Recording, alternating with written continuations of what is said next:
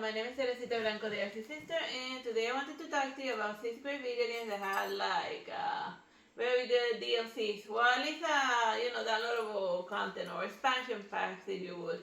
And the first one on the shopping block is Dark Souls 2.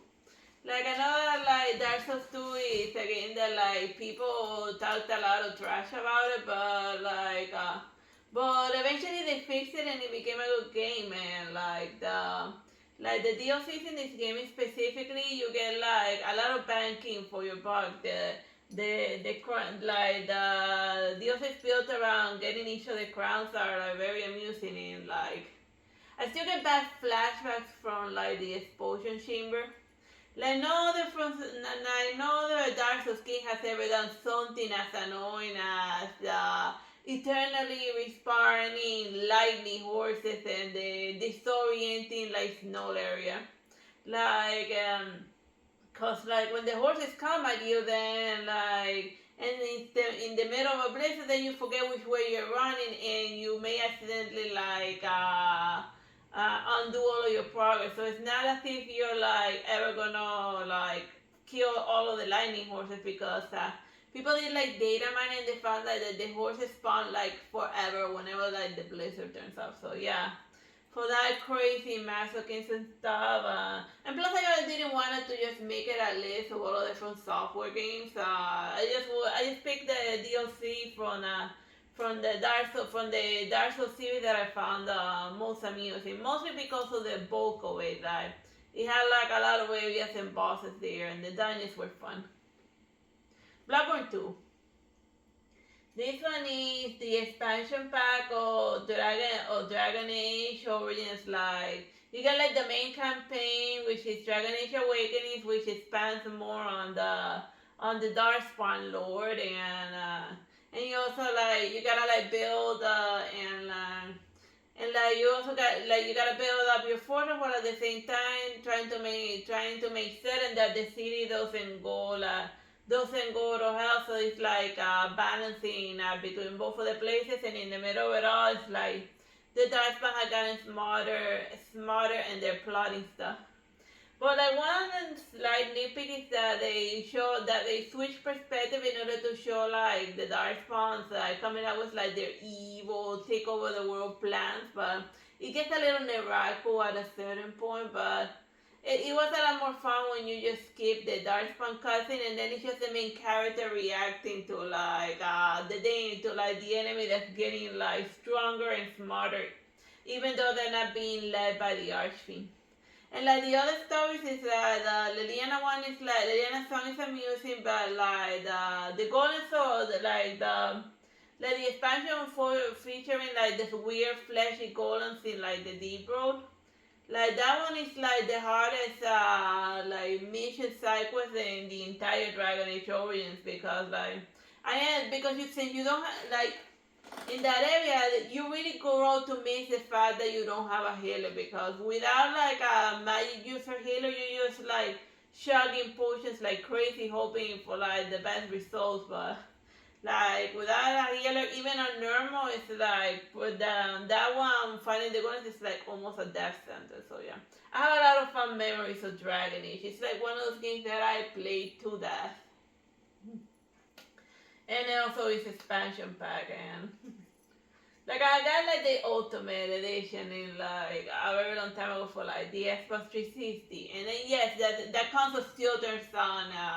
You just have to hit it a lot. The next expansion that I wanted to talk to you belongs to the Dragon Dogma, the first one. Right now in modern days, they sell Dragon Dogma, the Dark Arisen, as its own complete solid game. But back in the Xbox 360 era, the Dark Arisen was the expansion pack, or was the expansion download of the game. And it gave you a bunch of serious bosses and a huge dungeon type of area to explore, and it almost felt like it was Dragon Dogma, the Capcom dipping its toes in a From Software type of game. The Bitter Blackout is the most Dark Souls looking area of the entire Dragon Dogma. And it's a pity that they moved away from Better Blackout, because if you ask me, that was the biggest high point of the entire Dragon Dogma type of series. I sorely missed it in the, like a very complex labyrinthian type of dungeon. That would have definitely helped Dragon Dogma do a lot better than when they ended up doing like 80 different caves that that are practically identical. But I'm not gonna riff on the sequel of Dragon Dogma. They did their best, all things considered. Well, I filmed that they tried to do their best. The battles were more or less decent. But that's moving along. Oh, also like the joke about the Dark Abyss Firewall is that you have to do like the dungeon twice, and the first time you fight that guy, the main Dark Abyss, but then the second time that you go through that dungeon, the final boss of the dungeon, he like the dragon mouse in his chest awakens, and then it's like it's just one of the hardest bosses in the history of bosses, even on normal like. But then again, I went to fight him in like my Mystic Knight form, and like not being able to double jump while fighting the Dark Arisen level 2 is like a death sentence, cause like he has like one kills everything attack where he just starts doing like charging up a huge Kamehameha wave that's like just shooting down. And the only way to like you either have to run the hell away from it or climb off his demon mouth while trying not to get absorbed into the blast in order to like stun lock him. And regardless of whether you do that sequence right or not, there's a good chance that you're gonna lose one of your helpers because they got absorbed into the back end and then it died 100%. So it has one of the most difficult bosses in Capcom history, at least in my opinion. Like the other game I wanted to mention is like The Sims 4. Like these days, The Sims, the core game of The Sims is like 80% of The Sims now is like is downloadable content. Cause like if you just get like the raw experience of The Sims 4, it's just like three or four little areas. It's like one of those, like it ended up evolving into one of those games that is constantly getting like expansions that are worth 30 and 40 bucks. And like you could easily like if you wanted to get like the whole Sims 4 game, you would like all of the expansions are estimated to cost like $1,000, and I'd be thinking when a video game ends up costing more than the then like a console, that's when you gotta like be wondering what the hell are you even doing with your life. But most of the DLC is just that you get like new playgrounds to fool around in.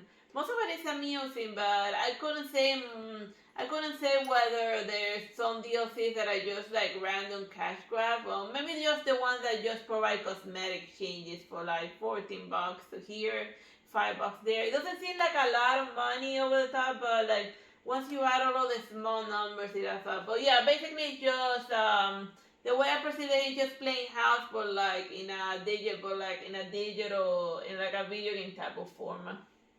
And it's very easy to like for like the Sims to like completely take over your life. I remember like the Sims 1, I played the hell out of it in my computer. Like remember like the one that had like the person robbing your house and stuff. Well, I guess it made it less stressful because like like the characters only die by accident, not by old age. Then again, whatever. Just have fun memories of the Sims one. And the other one that had like a lot of fun DLCs is Tropical 5. And like the main DLC has like small little campaigns, but the main highlight is the two big campaigns, the Lord of the Pearls, and the Maltese Toucan. And like each of them, it has like a lot of fun, humoristic aspects. Cause like in one of them, the final boss ends up being Captain Plant. But since he draws his power from like the fire, from like Earth's fire, it's basically Captain Planet, just a parody of it. Cause it's trying to, and then you first gotta, so So then you first gotta, and then you also gotta like create global warming in order to, because like you accidentally unplug the ocean and then like all of the ocean levels are dropping. So while you're trying to deal with that problem, you gotta like make the earth harder so that people don't notice that they're losing the ocean to the center of the earth. And I'm very, it's like it has like a crazy sci-fi type of time travel subplot. The point, long and short of it, is that at least Tropical 5 was made by a madman, and it amuses me. So yeah, those are the games. Oh yeah. Oh wait, oh yeah, I forgot to mention The Witcher. Oh yeah, was that the last game? Yeah.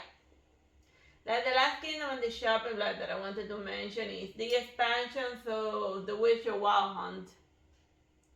Like the first one is mostly not like Blood and Wine is like a huge area that you can explore. But and the other one is mostly like following like a weird monster hunter quest where you're dealing with like a guy that sold his soul to a demon called Gauntlet Odin, and that was like a lot. And when we go to visit the haunted house of his wife, like that was very amusing. All of the stuff related to that. And like the caretaker boss guarding her gardens, that was the first boss of the Witcher that I actually struggled against because he had like a hatchet that whenever he hit you, he recharged like 25% of his HP. But since in the Witcher file, I went for a pure HP build, every time that every time that the boss hit the main character, he immediately recharged all of the damage that I had taken away. So then I'd be like, okay, now I get where this is going. I gotta like kill this boss without getting hit once. So yeah. I had like a hilarious memory with regards to that. And also like the vampire boss from like the vampire DLC was amusing. Require a lot of like weird multi-step. Or you could, or if you don't, or if you find him too difficult, just let him eat his waifu and then be done with it. But you know, I took the high road and just like went to went to cut him with the pointy end of the sword. But yeah. So yeah, those are like the fun DLCs from like video games that I wanted to mention. I hope you find this blog amusing. Bye bye and God bless.